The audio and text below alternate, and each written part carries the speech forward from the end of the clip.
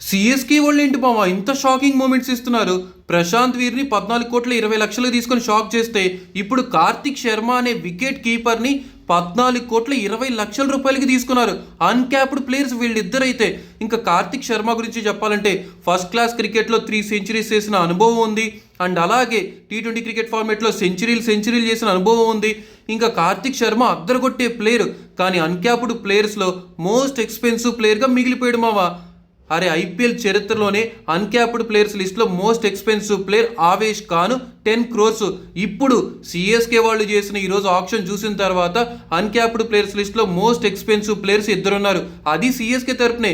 Number 1 Prashant Veer 14 crores 20 lakhs. ఇంకా number 2 వచ్చేసరికి మన కార్తిక్ శర్మ వికెట్ కీపర్ 14 crores 20 lakhs.